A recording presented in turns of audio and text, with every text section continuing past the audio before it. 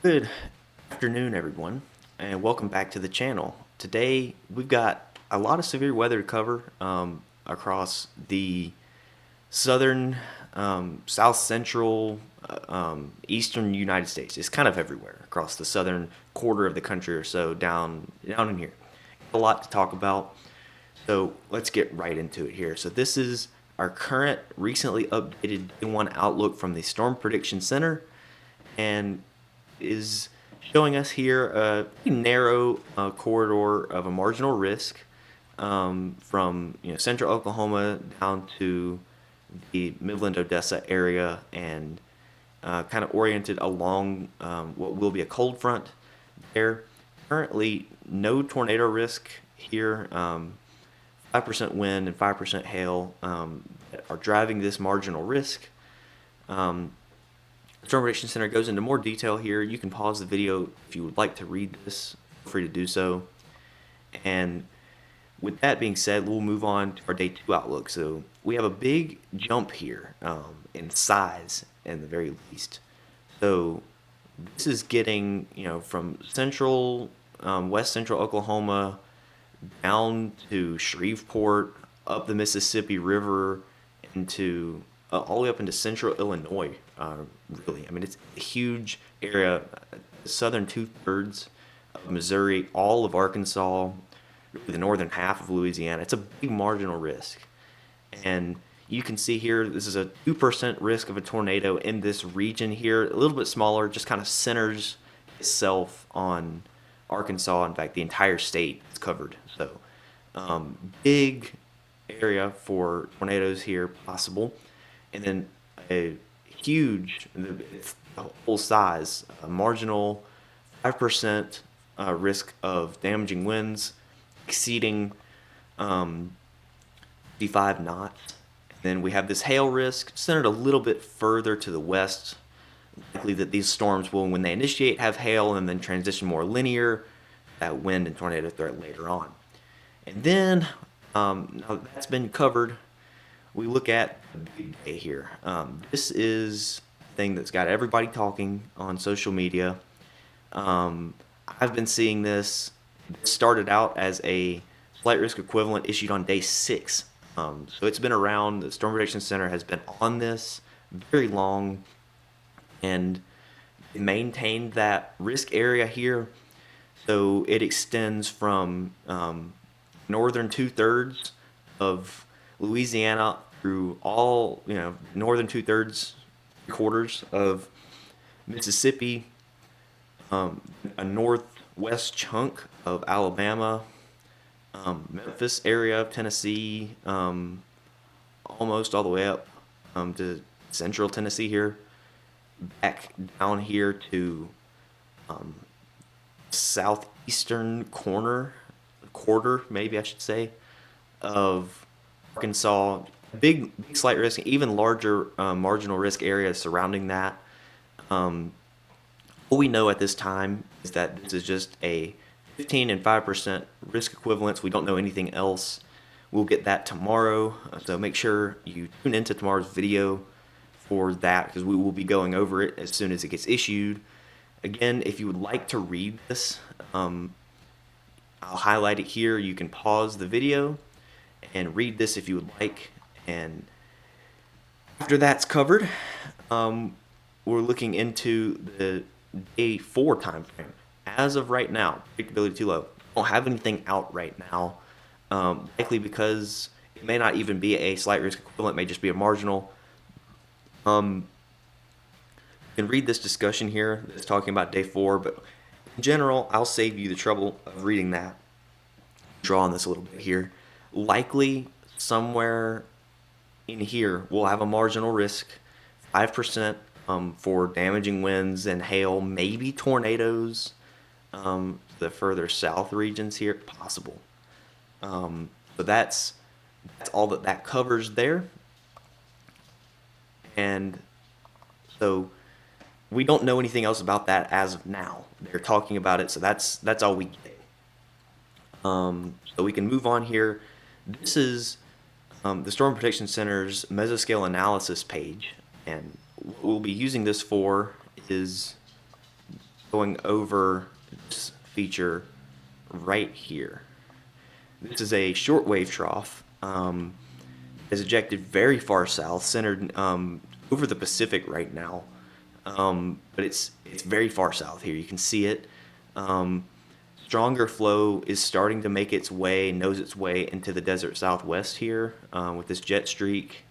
It is neutrally to slightly positively tilted as of right now.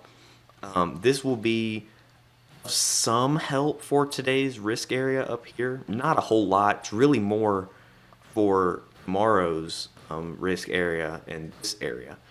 So this will be ejecting off to the northeast at some reasonable pace. It'll be here tomorrow. So this is not of a ton of help right now, but it's okay.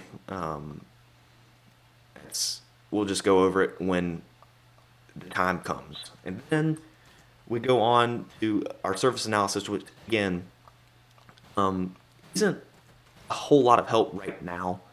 Reload that, make sure it's fresh. You can see the low pressure associated with this shortwave trough down here. It's not very strong, but you know, the main thing of focus for looking at this right now is our risk area today. You know, extends down in this region here. We can see our dew points are not looking good here. For severe weather fans, storm chasers out here, this is not good at all. I mean, these dew points and temperatures are just very low. Now, I will say, this page is always late a little bit. It's no longer 15Z. This is few hours old now, so I'm undoubtedly better by now. But regardless, this is not a great look here. We do have some southerly advection of warmer dew points, but even down here, our source region for all of this is not great. So we will have to see. It's made well put some sort of cap on today's event, but today's event also never had a high ceiling, so not too worried about that. And with that being said, we're going to get into our model guidance here. So this is the operational euro from overnight. We do not have the 12Z in yet, and that is okay. We're going to move this on in time, so this is starting now. 15 to 18Z Wednesday is the time I'm recording this.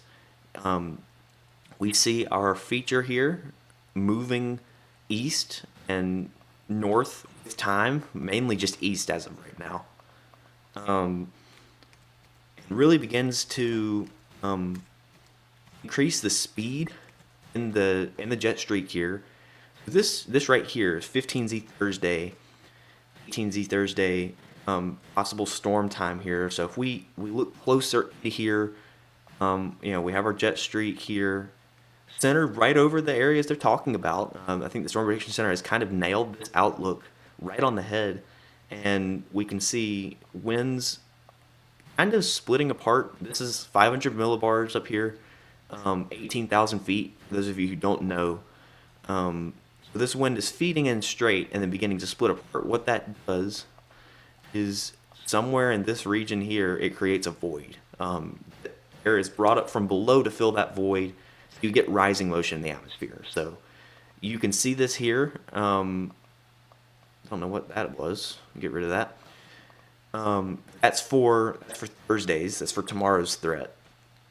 Then we work through and get into 12Z Friday. That's early morning Friday Central Time, and we have this very broad belt here, a strong flow aloft with no noticeable features.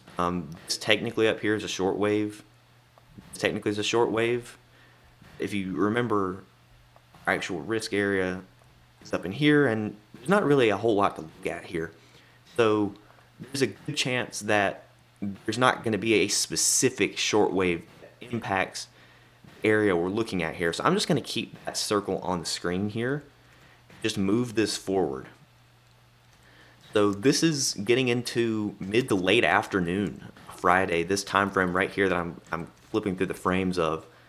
If we leave it here on Saturday, technically Saturday Zulu time, this is later Friday. Our Trough has taken on very strong negative tilt over here. Sorry, positive tilt. That would be a big deal. That's a big difference. But you see some sort of jet streak feature here, kind of like that. Again, no real features down towards the risk area here. Just broad southwesterly flow aloft. It's strong. I mean, if you look at our E down here, 80 to 90 knots is more than enough to get the job done down here. 78, 80 knots. Looks good. It's nothing to really be all that concerned over. And we continue this on in time here and get into 12Z Saturday. So again, that's for that possible risk area that we'll introduce tomorrow across the eastern seaboard, the Carolinas, lower Ohio Valley, Tennessee valleys possible here. The trough really begins to amplify. We get some much stronger values in here. Look at these over 100 knots, over 110 knots in some areas. And by the time we're getting into mid to late afternoon Saturday, we're on this a little bit, I have this narrow jet streak here, probably oriented like that. And otherwise, just this broad flow aloft over this area that we were talking about earlier. So it's very possible that we get a risk area here, but we don't know yet. It's possible that our thermodynamics do not line up and we get a whole lot of nothing other than some rain. So that's definitely possible. So that was the European model. So we're going to drop this down to the surface. Here, we're not going to look at the other levels right now. This is a few days out ahead of us. We'll get into that later. So, and we're gonna back this up here to 12Z Thursday. So our first main risk area. What do we see? Go over this. We have a low, terrible color. Let's fix that. We have a low pressure centered across western Kansas. Yeah, I'm saying that right. Western Kansas. Some sort of front here, possibly some sort of front up here. Generally, we just very broad, open, warm sector down here, with temperatures. They're in the 60s. It's not great. It's not like they're in the 80s. It's also in the morning, so that's something to keep in mind here. Let's get this off. So, we progress this on in time here. This is 18Z. So this is a little later.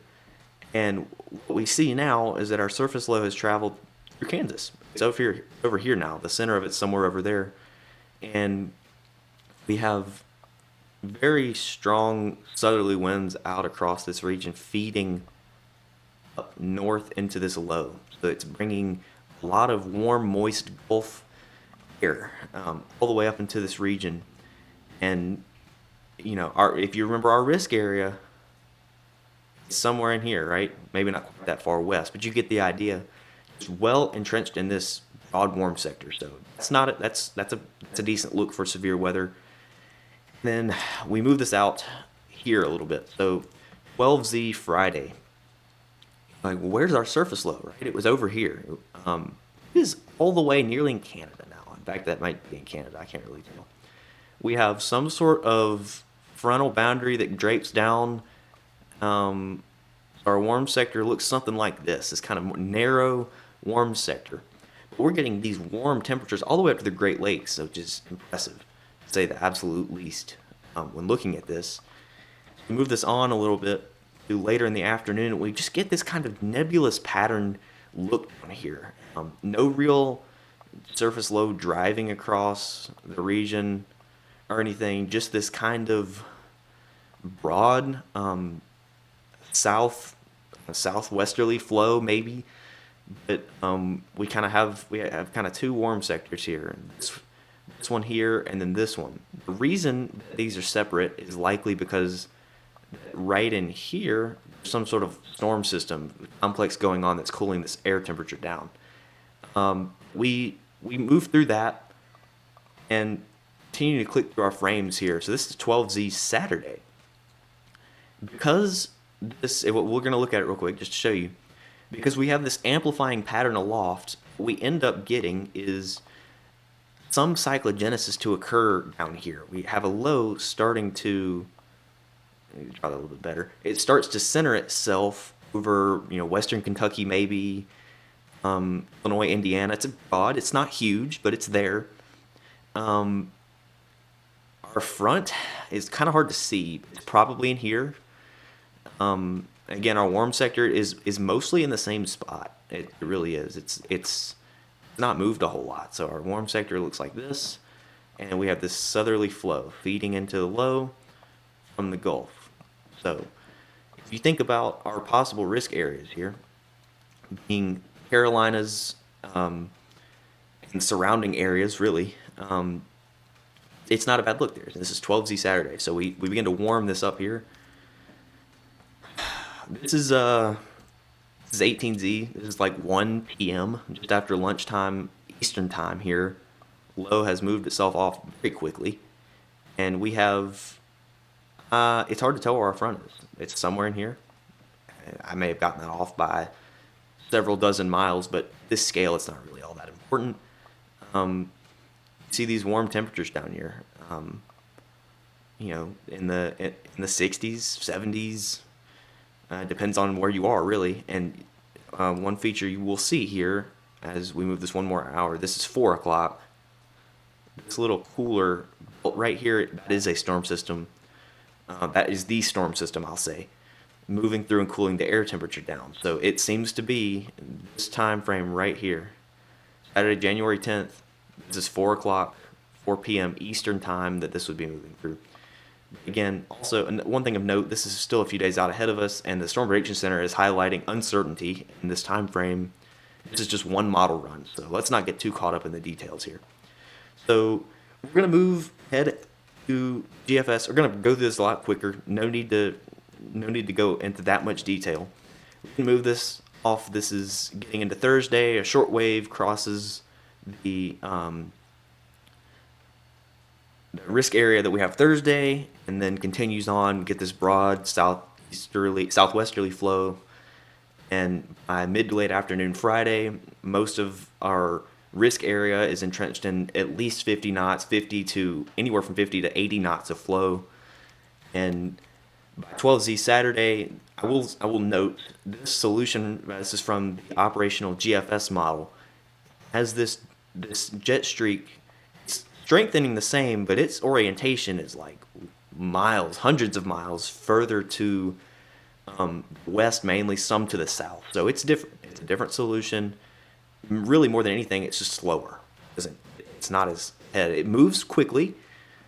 21Z Saturday. This is the time frame we were talking about for the storms coming through. We have our jet streak up here, centered like that, and some of our risk areas not really included in that jet streak, but they still have 50 to 80 knots of flow. So that's enough to get the job. It's not optimal, and hence the Storm Prediction Center, again, they're talking about, we're not really sure what's going on here. But that is our flow, 18,000 feet, 500 millibars. We're going to drop this down to the surface and see what we get here. So this is 12Z Thursday. We have least cyclogenesis starting to occur over, again, western Kansas. That's the same as the Euro. So we have some agreement there. Very broad southerly flow here. Get this off. Yeah, we got that right. Okay. Move this on in time by mid to late afternoon Thursday. Surface low has moved a lot. Again, it's not quite as far north as it was on the GFS. This is in Iowa a little bit, close to there at least. Frontal boundary, drape down like that. Possibly a warm front up here. That's not really as important in this scenario. So we can get rid of that. But anywhere out in here is fair game. Honestly, we know we have the flow just screaming across this region at this time, and we have our flow here. So it's a good look for severe weather down here. We can go and get this stuff off, and so this is not a bad look for severe weather, and we continue this on in time here. So by 12Z Friday, surface low is all the way up into Canada. And this nebulous pattern down here, the southeast, just kind of broad southerly flow. Mid to late afternoon Friday, it gets messy.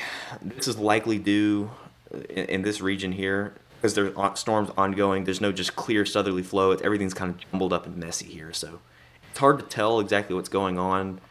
One thing we do know is it's messy because there are storms. So we can count on that as a fact here. And we move this again, 12Z Saturday. Again, just like European, we have this, this low beginning to create or just spawn here. Cyclogenesis is occurring over Kentucky, Indiana, Illinois area. Hard to tell. It's very broad. Boundary back here. Maybe another boundary here, actually. And then some sort of warm front that goes out here.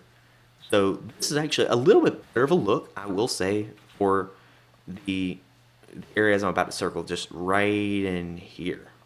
Because the surface low is closer, the flow is a little stronger, and it's just a little bit cleaner of a look. I'll just say it that way. Who knows? Uncertainty. Late afternoon, it definitely warms up. With some of the warmest, some of these areas have been quite a while here. You see our front draped down like that. Just starting to enter the Carolinas here. Definitely some sort of warm front out over there. And lows centered up in Canada again. So it's a narrow corridor, but it's there. This is not a bad look for severe weather. We'll zoom into this and get more detailed on this later once we get closer. So we can get this off. And then the last model we're going to look at for upper air and the surface is the NAM. So I'm going to go over this even quicker here. Thursdays, here it is, shortwave impulse starting to get moving there. And then by, we actually skipped it. 12Z Friday. Again, this just is broad flow across the region. No real impulses of or shortwave energy here. It's just broad. And we continue this on in time.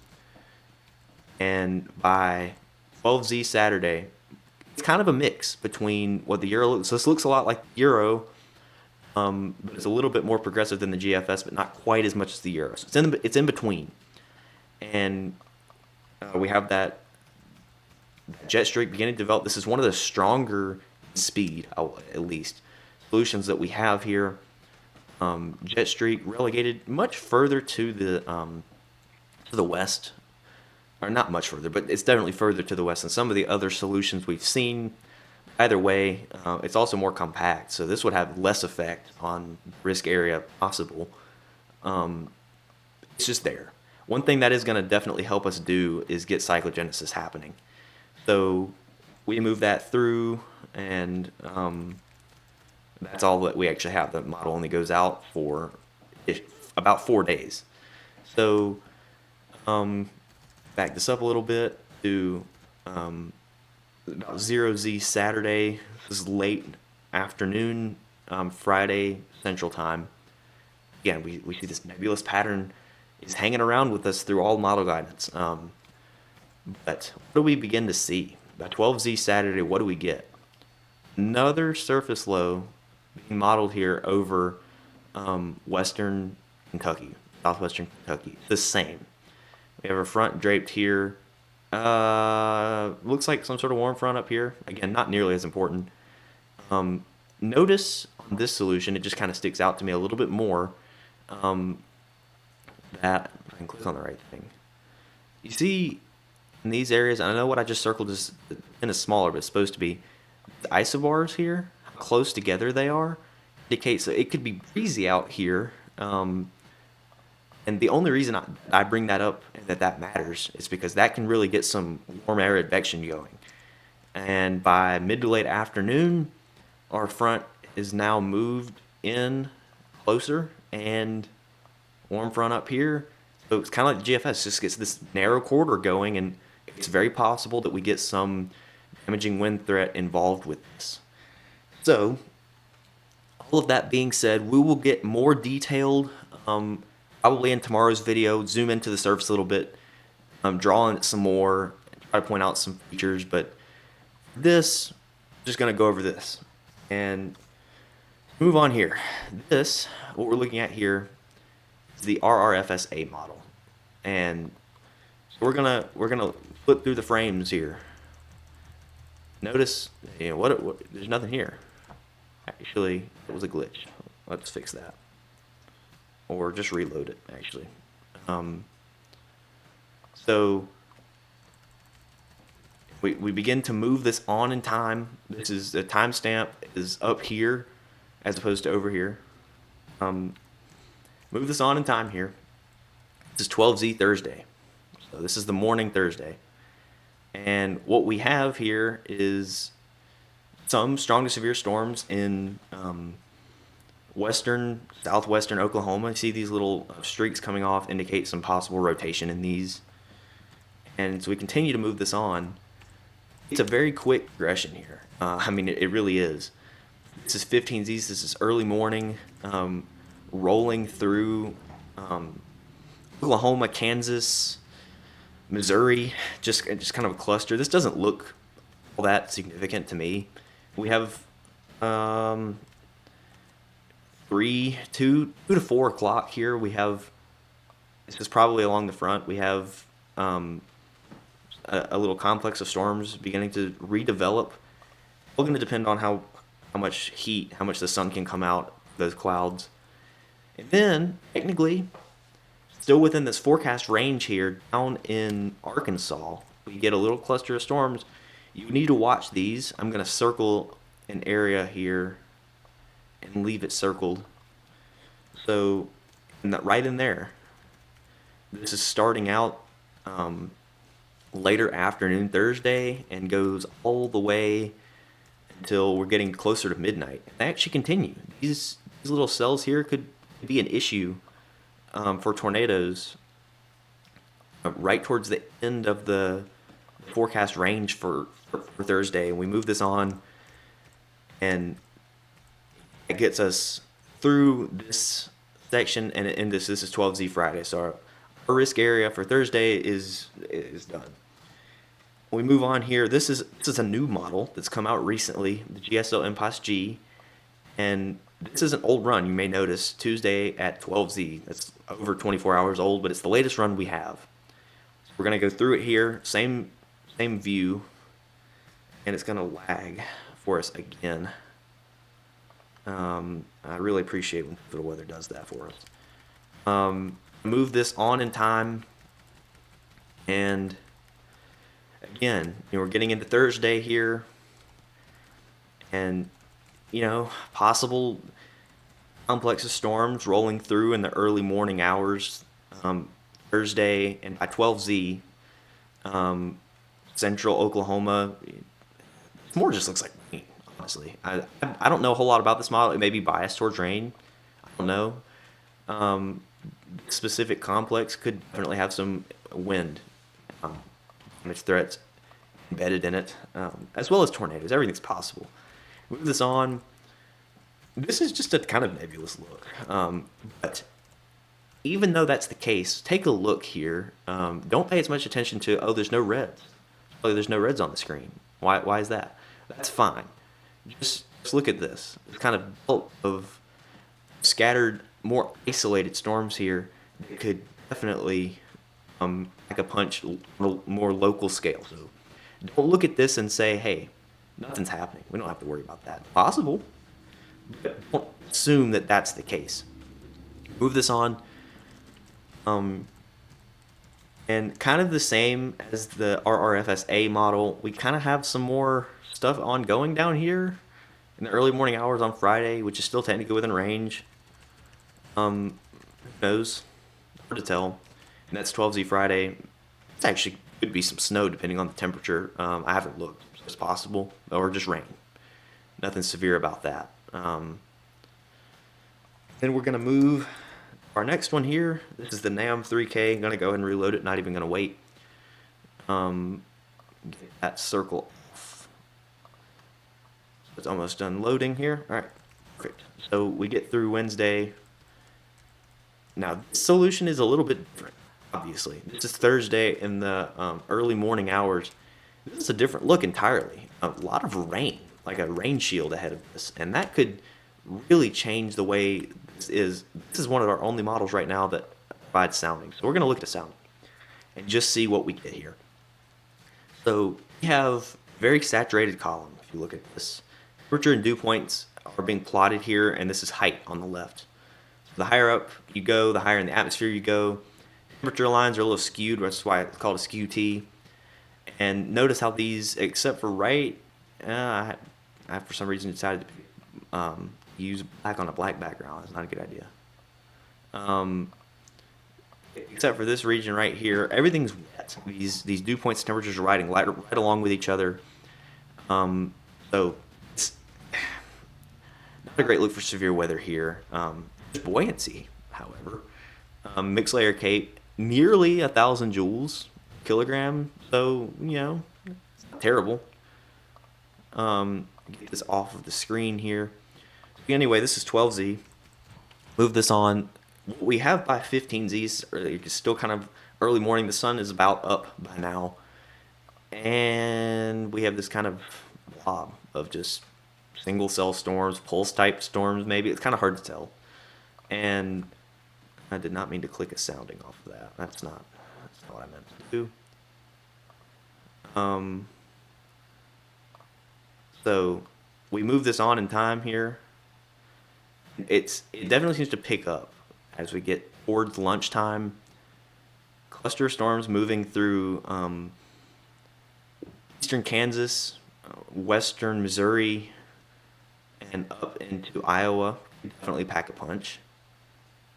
And again, we kind of have these. Golly, pivotal weather's killing me. We have these prefrontal type things down here, and again, I'll say it again. These could pack a punch. Depends. It's on their thermodynamic environment. We know as a fact, because I just showed it to you, that the kinematics, the wind energy here is going to be excellent. That's all for this sector. Then we can move on here. This is the HRRR. This is what I consider to be the king of all short-range model guidance right here. This is 12Z run. I'm going to go ahead and just reload this and not even try to mess with pivotal weather. It's frustrating at times. Move this forward in time. Rain beginning to make its way up. So it's kind of a mix. Light rain ahead of the surface low. This right here is different entirely. I mean, you compare this to the NAM that we just looked at, it looks entirely different. Some sort of outflow boundary has probably been spawned at this point, and we have stronger storms to the south. The thermodynamics are better. Some prefrontal stuff could definitely get the job done when it comes to tornadoes. These right here are something to watch. They're out on their own. And this is more of a damaging wind thing than right in here. And so, regardless of the specific risks, we'll move that on later. I forget that I can't click because it will do soundings. Really messed my flow up there, actually. All right. Move this on here, and by early afternoon, there's a lot of storm activity. Hard to exactly tell what this would be. Just a lot of activity here. HRRR, I think, does a good job at depicting what could be some prefrontal activity here. I think it does a pretty good job. These ones back here are likely in cooler air. They're probably elevated and would maybe just pose more of a hail threat. These ones, right along in here, are more on their own. They're more linear, a warmer air mass. So they have the chance to do a lot more when it comes to severe weather. It's just hard to tell. And that takes us roughly, that takes us through our frames here. So what you're then going to do is change all of these. Went back to the beginning for some reason. We're going to change all of these to the southeast sector. And the good thing is it lets us reload, so it works well. So we're gonna start this Friday. We're not even gonna look at the rest. Friday at 12Z. we have. This is the RRFSA model. We're going to go through all 4 of these short-range models just a little bit faster this time. Roughly about the same speed, I'd rather say. So we have this complex storms ongoing. On the front, at 12Z, the thermodynamics at the time would not be optimal either way. We move this on in time. Now, this right here, this is 2 to 4 p.m., depending on which time zone you live in. I'm just kidding. It's like 2 or 3 p.m. This right here, based off of the RRFSA, is kind of concerning, to say the least. Right in here, you can look at some of these, and they almost look like that kidney bean shape, that comma shape you would see in storms. This is modeled. This isn't live radar here. That's a concerning look for areas further to the south in Mississippi and Louisiana, along the border and in the Mississippi River Delta. It's definitely a different, more concerning look. It's hard to tell exactly what these would be doing. They may just be rain. They definitely have the chance. The environment will be good down here for severe weather. And they're on their own too.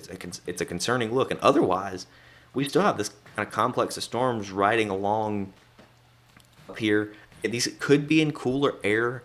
They may be a little elevated. Even still, we have some of these updraft helicity streaks coming off here. It's probably a little hard for y'all to see it. It's not that important. An important detail about that is they're still strong. And we move this onward. And I mean, just like 2 hours later, 2 or 3 hours after the time frame we were just looking at. That's dangerous, a concerning look right there. A lot of discrete storms here. And then we have this kind of other secondary complex up here. It could also be doing who knows what. If I had to guess, these would be our tornado producers if we're going to have them. And this could be our wind producers if we're going to have them. That would be my prediction based off of just that. Move this on. This is Saturday at 0Z. So this is actually just later afternoon, getting towards sundown on Friday. Move this on. It gets a little bit messy. And notice, if you're thinking, oh, Charlie, look at these storms back here. Look different, right? Look like more on their own. The only problem is that this has already been overrun with storms. So these struggle to maintain themselves. We'll have to see. And we have, again, kind of our secondary complex has made its way up here, and it looks more like rain and some wind embedded in it. Not really anything concerning. Make our way through the day. And this is 21Z. Remember this, when we were looking at the upper air pattern earlier, it's what we were talking about, honking the horn at it here. And this line, whether it's right here or whether it's back here, the timing is not as important at this range. It's there, and it's kind of strong. It's making its way to the Carolinas, Georgia, southern Alabama, into the panhandle of Florida, North Carolina. That's all that we're looking at here. But again, our risk is likely going to be just right up in here. So that's actually like our last frame. So it makes its full crossing through, getting into the evening on Saturday. So that's that model. And I'm not even going to go over the GSL. Just more of a shorter range. Just going to show it to you, especially because the data is old. The NAM, I'll give it a chance. I'm not too happy with it most of the time. It seems to always overdo linear nature of storms. It doesn't really do well with discrete stuff. In fact, we may not even have enough. Friday, it looks like it'll be able to get us through the day Friday. Very different look here. Very different look. This is all we get. This is through later evening Friday. And you can draw on this a little bit. This would be our band here of more discrete, possibly more dangerous for tornadoes. Could be wind right here. Could be wind. Could be hail in any of these.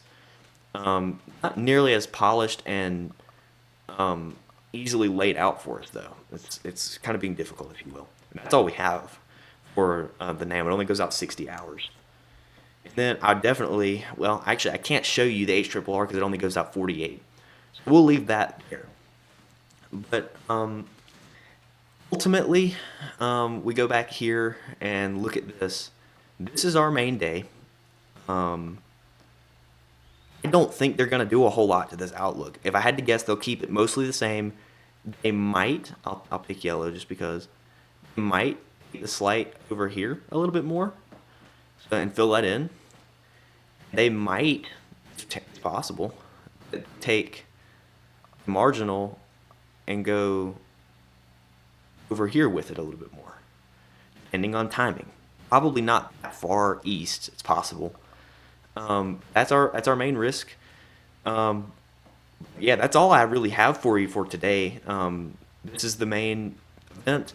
Again, I didn't read over any of this stuff because I don't want to keep these videos overly long, and we'll go into it and we can read those on the day that they're valid. So yeah, that's all I have for y'all. Make sure I'll try to get a video posted tomorrow. So if I do, make sure you watch that.